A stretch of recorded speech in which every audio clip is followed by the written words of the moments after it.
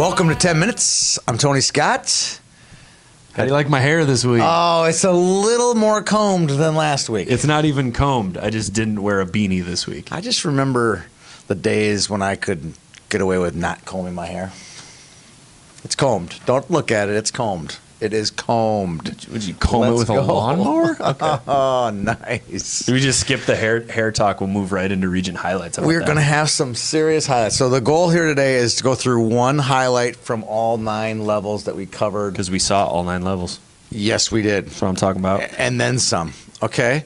Today's show is sponsored by FVP. It's a great FVP moment because Splash is one of their products. You'll be using a lot of Splash this weekend. The temperatures are going to be in their 30s and 40s. Guess what? Windshield wiper fluid, you're going to need some. Pick it up. I'm low on it right now. Pick it up. All right. Let's pick it up at the Pee Wee Bees. Tell me who made it to state from up north. My Ely Timberwolves gosh. score You wins picked over them. Duluth East, Black, Northern Edge, and Rogers White. Congratulations to the Timberwolves. They ran through District 10. District 10 was the district that went to the northern region this year, and I think I was heavy District 10. I came out a lot of picks right, but Ely proved me wrong. I picked Ely. You did. All right, Pee Wee A. You saw a lot of Pee Wee A over in Plymouth. You had a favorite. I did. They didn't even make it to state, but I want to hear about them. They did not make it to state, but if you wanted to see an entertaining game, you'd watch Armstrong Cooper. I think they had scores of 65 in overtime, 9-4, 5-3, and then they eventually lost to Mounds View Irondale. They locked them down, didn't they? They locked him down. It was a 2-1 game? It was a track meet every time really? Armstrong Cooper played, and that was a lot of fun to watch. All right. Let's go to Pee Wee AA. You get to talk again. I do. I got to see the West region. That was good Minnetonka advances to the state tournament. Drew Stewart scored the game winner in overtime of the win and in, lose your out game between Minnetonka and Osseo Maple Grove. Quick note on that one: Osseo Maple Grove outshot their opponents, literally by a 2-1 margin In 4 games. so there'd be hundreds of shots on goal. I would venture to guess that they put nearly 200 shots on goal. Shots on goal. Grady Ranow ended up with like 60 saves in that last game. Heck of a goalie. Shots on goal don't count. They don't get you to the state tournament. Shots in goal. They don't. SIG counts more than SOG, right? SIG greater than SOG. That's right. And they were thrown up to pre-calc. How about this shout out? I only promised one comment on each, but you got to give a shout out to Roseau. Right? Okay. They lose to Hermantown in the first round over in Brainerd, up in Brainerd, whatever. And then they win 4 straight, beating Moorhead on Sunday afternoon to go to state. So they're headed to state. Congratulations to the Rams. Both their A's, they're both AA, Pee-wees and Bantams go to state. That seems to be a positive sign for the Rams in the future. I would assume so. I would think so. All right, let's switch our gears to girls. 12A was over. Well, the 2 metros were over in Albertville this past weekend. I think the most entertaining game, when you look at all the scores, had to have been the Stillwater grabbing the 3rd spot, beating district rival Roseville St. Paul 5-4, double overtime to punch their ticket. Yeah. That's pretty amazing. My Stillwater ponies. Yeah, your ponies, barely. My ponies. Skin of teeth.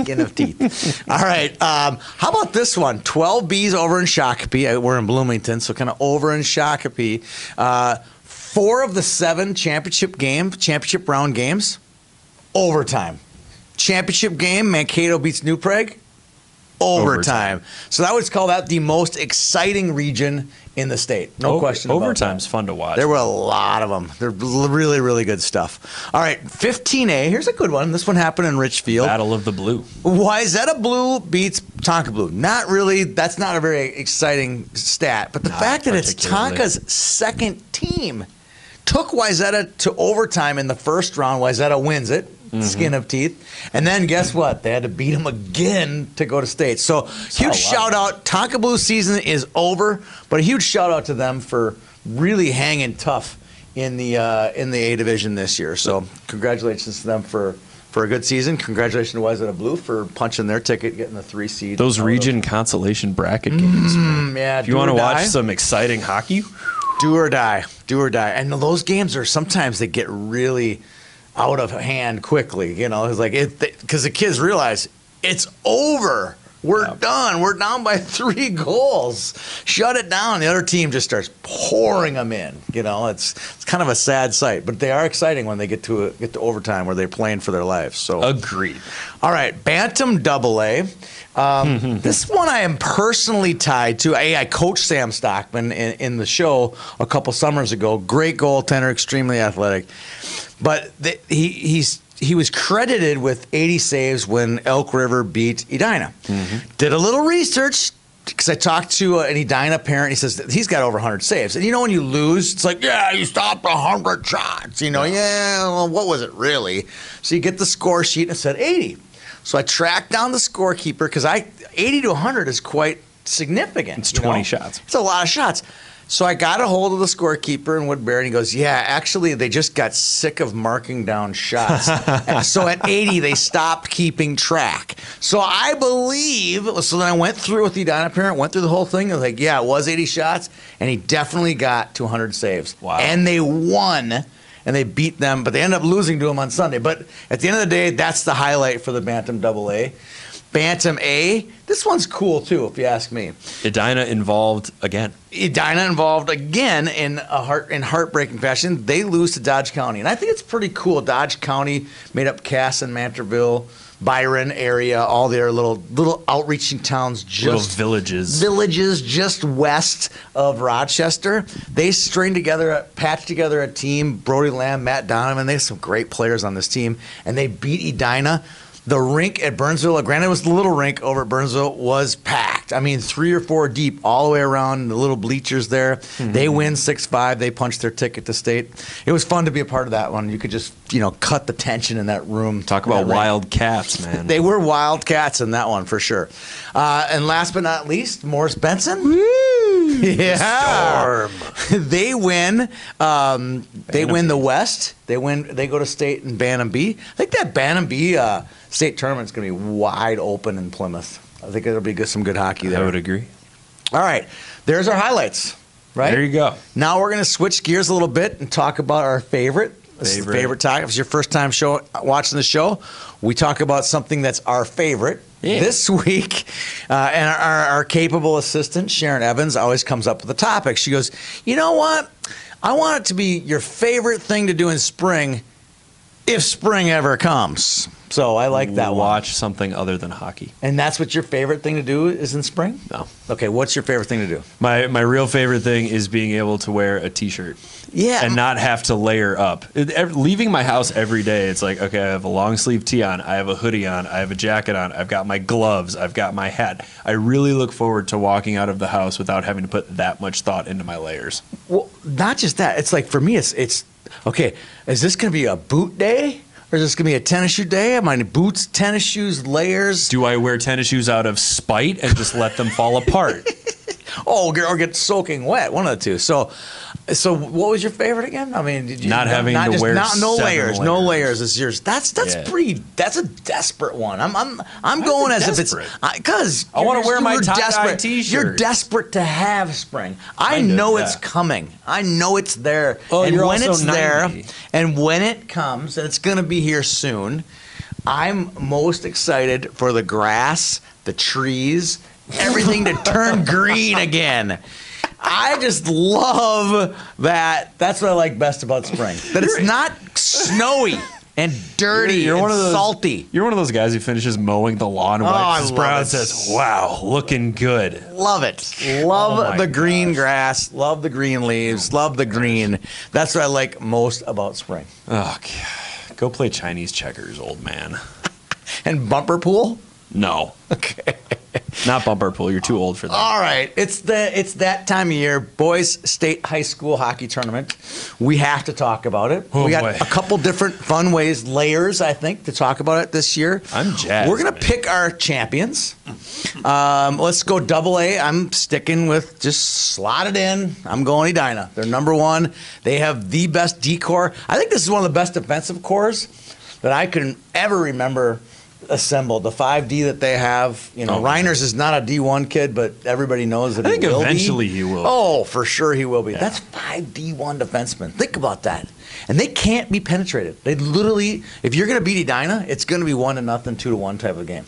Once it gets bigger than 2, they're not going to score more than 2 on Edina. But if I have to pick a team that will score 2 on Edina and shut Edina down, I'm going to take Blaine. You were at the section final. You've seen them win those games. I've seen Blaine win a couple of different games, a couple of different ways. They outplayed Brainerd.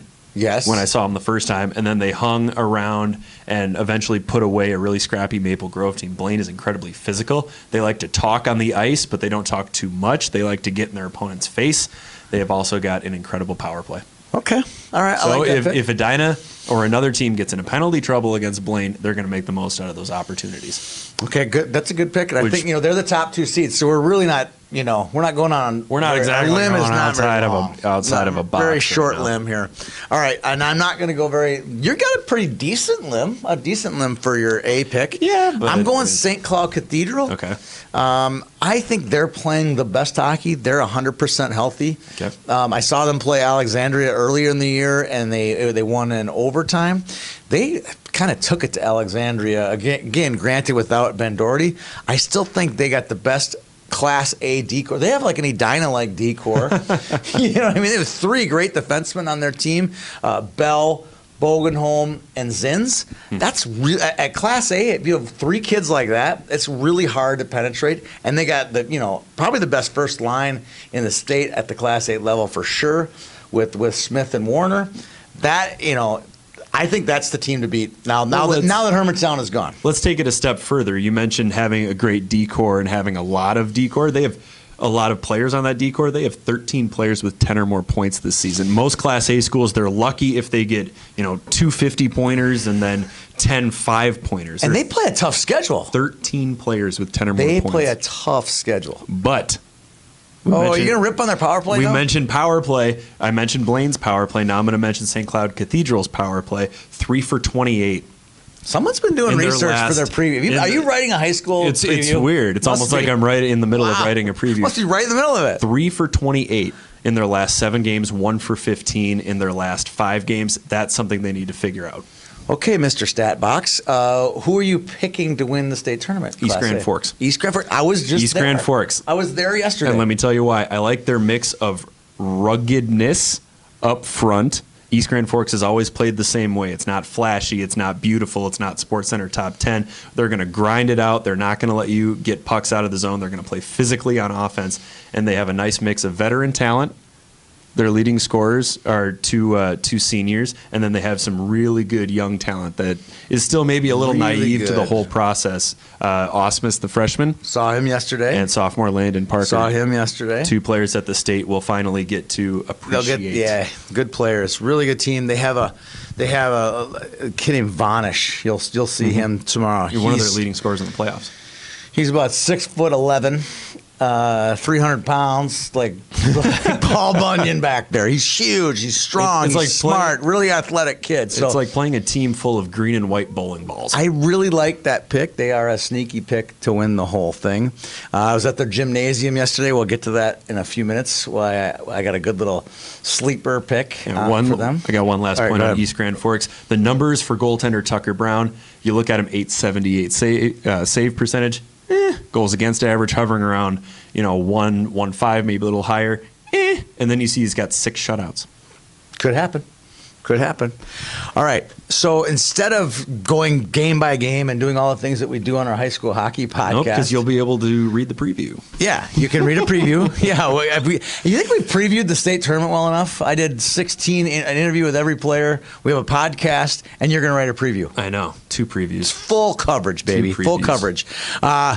I like this segment here. It's called the Media Darling. Okay, we got some weird media darlings. The state tournament produces media darlings. Every year, there's always one, and the state falls in love. What was the kid's name? Powell last year. Jack Powell, who put on a freaking Alexandria, show. And Mark Parrish is like, he reminds me of Mike Crowley, and I was like, maybe not Mike Crowley, but he's good. It's the state tournament though. It's about hyperbole. It was good. The brightest lights. All right, so who's going to be the darling this year? I have the easiest one of them all, and it starts something a little bit close to YHH. It's Greenway. Greenway, you were there when they beat Hermantown last Wednesday night. Unbelievable, right? Crazy. And then the next night, I get a call from a friend saying, "Hey, is there any way?" My wife works at the Ronald McDonald House, where Dante Lawson's family staying with their brother Dominic, who just had a kidney replacement the previous Saturday. Is there any way you could do a tweet and see if anyone could provide a suite for their family so Dante could watch it? I would do a tweet, and this is the best part. Everyone's like, "Oh, that's great for you, YHH." We didn't do it for us. We did it for this family. Right. 8 minutes later, we had a donor, and we'll get to that in our game puck and at the end of the show. 8 minutes later, we had a donor, 4 tickets for the Lawson family to go to the state tournament. We've been blown up here at YHH from media requests for talking about who the person is, interviews that we did with Casa Dante up in Coleraine yesterday. This is going to be, if they win their first round game and get into that Friday, so they're winning on Thursday and they're playing on Friday, darling. That'll be the darling number 1. Beat Hermantown. I mean, there's going to be video footage of Dominic for sure at the game. I mean, this is the darling waiting to happen. And if you look at it from a coverage standpoint, if they win that first game on Wednesday, then that gives them Wednesday, Thursday, and Friday to talk about as coverage days. I agree. Yours is? I like this one too. Mine is Blaine. Yes, they're the number 2 seed. Yes, they're the number 2 team in the state. But they have Bryce Brodzinski, who's the 4th Brodzinski to come through the program. I would say the front runner to win Mr. Hockey. He's a Mr. Hockey finalist. It's a dynastic family in the Blaine hockey community. He had a chance to leave. He comes back. They've had a great season so far. 2 of the top point getters in the state with Brodzinski and Rickles. Blaine is a little bit like an outstate team where the talent comes in cycles. And the community is invested in a group from the time they're mites until they graduate high school. Blaine is one of those communities where everybody comes out to support their boys. So I think Blaine could be a media darling based on a multitude of factors. This is the last year of All Hockey Hair team produced by John King and our Game On staff, man. Right? Good for him. Do you remember the first one? No. What did Blaine do in the first one? I have no idea. Peroxide Jesus. Will Blaine pull out the bottle and go peroxide for the state tournament? Or is it going to be all business for the I think it's going to be all business. I think it's going to be all business. So do I. I think that 2011 team was just happy to be there. This team they're focused. They can win the state title. I don't want to see the look on the coaching staff's face if someone walks in with blonde hair. No, it won't be good. All right, number 2, another total softball. This is White Bear Lake. 18 times the state tournament, never won a first round game. If they win, the internet will blow up.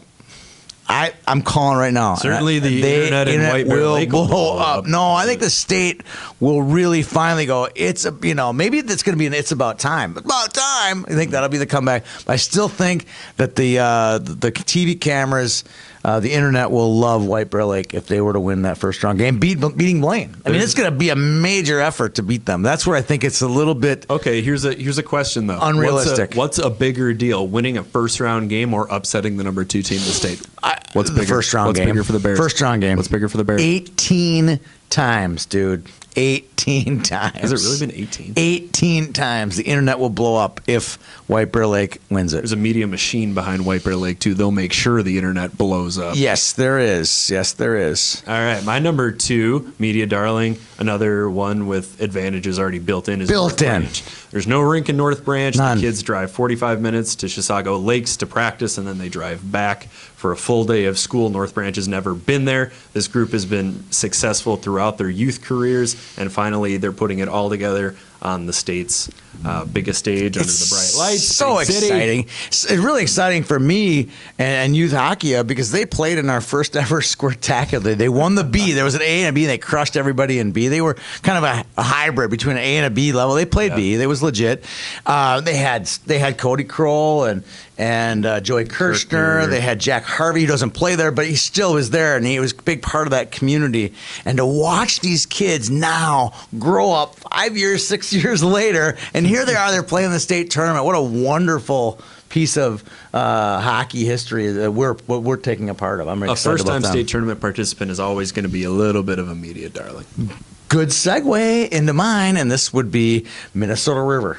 If Minnesota River can pull off an upset over East Grand Forks tomorrow afternoon. It'll ruin my pick. It'll be great. Here's a quick story, and I know that Scott Kobrinski didn't like this, but yesterday at the pep rally in East Grand Forks, he referred to their opponent as River Lakes. We're playing River Lakes tomorrow. And then the best part is Tyler Palisano comes on later and gets the microphone. He goes, just for the record, no bulletin board material. We're playing Minnesota River, and they're really good. Really, really good. You know, he got into it. It was pretty good. It was funny. It's kind of like... It was the athletic director sometimes, you know, he's managing a lot of different things. There's a lot going on. It was good. It was funny. It's a little bit like Bryce Harper saying can't wait to bring a title back to D.C.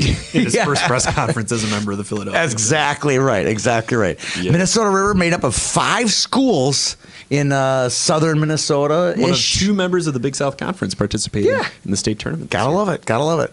All right, let's hear yours. My last one. This is a good one. This one is a little bit like Blaine, where there's a family involved. My other media darling is Eden Prairie. I think so. So Casey Middlestad was the media darling on his own a couple of years ago. Little brothers John and Luke are playing for this year's team. I think that Eden Prairie's got a nice story. They graduated a monster class with however many Division I commits, and this year they got knocked out in the section semis last year. This year's team goes all the way to the state tournament. Section quarters last year. The 4-5 game with the 4-5 game with Chaska. Well, look at them now. Now they're in the state tournament, the number 3 seed. This is also Jack Jensen's last hurrah as a high school. The reason I think this gets really good is if they win the state title, and then they they shove the microphone in Luke or Johnny's face and go, "What does this mean to you? What does it mean to you? Your brother never won a state title, and you were able to bring home a title. What are you feeling right now?" Yeah. So there you go. All right. Speaking of Eden Prairie, we got some great segues. We're doing in the show. really well This today. is like segue. I guarantee the battery's dead. I know. It's fine.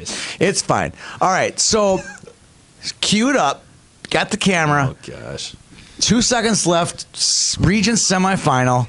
Teddy Townsend, Eden Prairie, slaps the puck in, upper corner, sends his team to overtime. They win in overtime, and then they head off to end up making it to the state tournament. Wayzata ends up losing. So this was obviously very dynamic goal, dynamic play. Mm-hmm. All right, so here, enter YHH. We get the video clip from a friend from Eden Prairie. We upload it. It does really well. We know a goal like that's gonna be typical video views is 3,000 or 4,000 on a good one. That one we knew that thing's gonna go to 10,000. 20 minutes later, John Buchagras from ESPN picks it up. So we know now it's gonna go to 20 for sure. Mm-hmm. And someone goes onto our Twitter feed and says from the ESPN sports desk, can we get this picture? We send them the video, the whole deal. Intermittent to that, somebody goes onto Twitter and says, my kid is Patty Green. And Patty scored the goal, and he's upset that he's not getting credit for it. And my reaction was, oh, crap. I was, oh, crap, too. So, of course, I verified, and it was Teddy Townsend. Whoever, and we thought, well, why would somebody do this? Why would somebody do this? And then you look through it, and it's like, I look to the Twitter feed. This person had 0 followers. He was following 0 people. His account opened that day. So it's somebody in the bowels of hell, basically, living down there. Emotional, who decided, I'm going to try to steal this away. And sure enough, fast forward 3 hours later, Teddy's goal is published on ESPN SportsCenter, and a kid named Patty Green was given credit for the goal and not Teddy Townsend.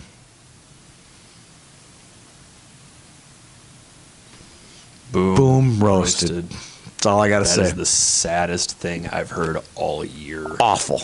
All right, let's move on to happier times. Do you got a game puck? I'm going to let you go first. Well, if I could... Considering you fumbled the game puck. Since the puck fallen again and it's laying under the desk over there, I might be able to get it. Todd's in here, so he's going to be able to score it. It kind of fell down below. I'll start giving it out, and by the time I'm done with it, I'm going to have it. Oh, yep, back in the rink. Here we go. My game puck goes out to... I don't even know how many it was. I think it was 18 kids that I was able to interview and drive 890 miles in a 27-hour span from Sunday to Monday. I thought you were going to say a 2017 Toyota Highlander. No, that too. 2016 Toyota Highlander. And only got lost once, but it wasn't bad. But at the end of the day, I got to see Greenway High School, got to see a pep rally in East Grand Forks, got to run into a good old buddy, Jeff Panzer, in Grand Forks for a quick slider or grinder at the Red Pepper. Hashtag white sauce. It was a fun day. I got to see a lot of people. I saw Coach Kunka and Ammerman and Walseth at Moorhead. It was a great day. Game puck goes to all the people that I got to see in that 24, 27-hour span. Wow. You got one? Yeah, I have kind of a blanket game puck. The region tournament directors over this weekend. Awesome. The ones out in Plymouth who put up with me and let me keep my boots in your office while I change into my sneakers and let me leave my bag. There we go in there. again. Layers. So to the region tournament directors who helped us out with scores over this weekend, with score sheets, with keeping us up to date, with just being there all day, every day. It's not easy for volunteers to do this. So to the region tournament directors, a game puck. So I went to 4 different regional sites last weekend. In your 2016 Toyota Highlander. Yeah, I did. And one thing that I noticed, I don't know if you know, you were just in Plymouth, so you didn't bounce around. Yeah. But region directors now see YHH and see the Jackets, and instead of going, "What is that guy doing here?" they're like, "Hey, how can I help you transmit more messages out?" It's fantastic. And a lot of it's just from knowing there and going to these same volunteers in District 6 or District 8.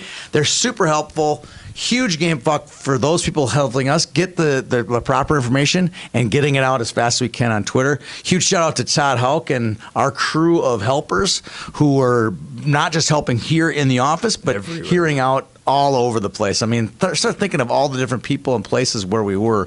Cottage Grove, Brainerd, Hermantown, Warroad, Aurora, Warroad, Plymouth, Shakopee, Richfield. We got to a lot of sites last weekend, so huge shout out to those Magellan's guys. got nothing on Yeah, YHH. we were exploring, that's for sure. For Peter Odney, I'm Tony Scott. Thanks for tuning in. See you next week for our last show.